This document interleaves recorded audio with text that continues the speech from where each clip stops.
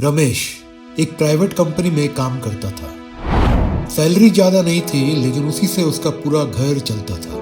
बूढ़े माँ बाप की दवाइयाँ, हर महीने की किस्तें, किराए का कमरा और रोजमर्रा का खर्च, इन सब की जिम्मेदारी अकेले उसी के कंधों पर थी। एक दिन अचानक कंपनी ने घाटे का हवाला देकर रमेश को नौकरी से निकाल दिया। वो जमीन खिसकने जैसा पल था। जेब में पैसे कम थे और जिम्मेदारियां बहुत ज्यादा।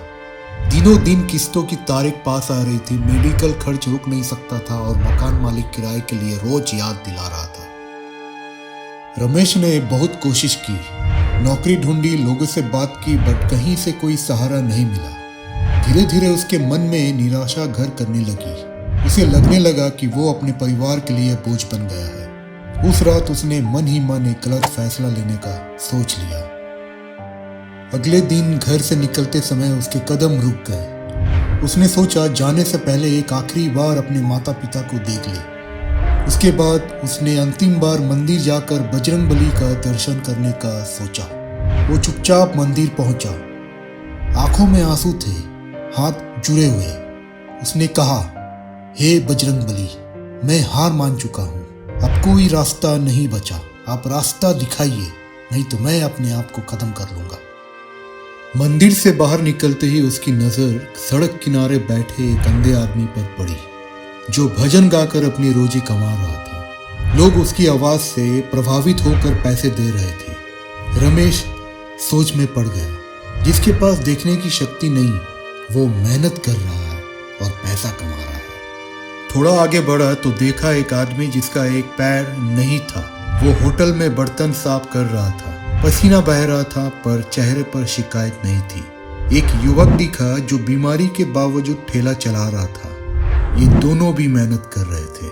और आगे बढ़ने पर उसे एक बूढ़ा आदमी दिखा जो ठेला लगाकर सब्जी बेच रहा था, जबकि उसकी उम्र आराम करने की थी। ये बूढ़ा आदमी भी मेहनत कर रहा था। रमेश का दिल भर आया। उसका दिल बोल उठा, मेरे हाथ पैर सही है, आंखें देख सकती है, शरीर काम करने लायक है, फिर मैं हार क्यों मान रहा हूं? उसे मंदिर में की गई प्रार्थना का उत्तर मिल गया था। समस्या उससे बड़ी नहीं थी जो उसने अभी दूसरों की मजबूरी देखी, बस उसका नजरिया छोटा हो गया था।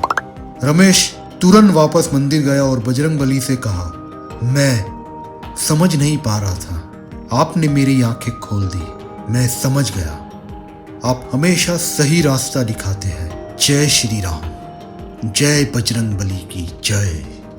उसी पल उसने ठान लिया, जब तक सांस है तब तक संघर्ष है। उसने छोटे छोटे काम शुरू किए।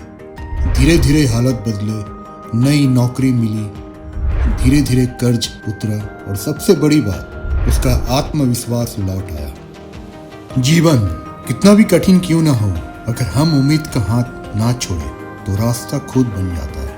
अंधेरा हमेशा सुबह से पहले होता है, लेकिन वही समय है जब सुबह अपने सबसे सुनहरे रंग बिखेरती है।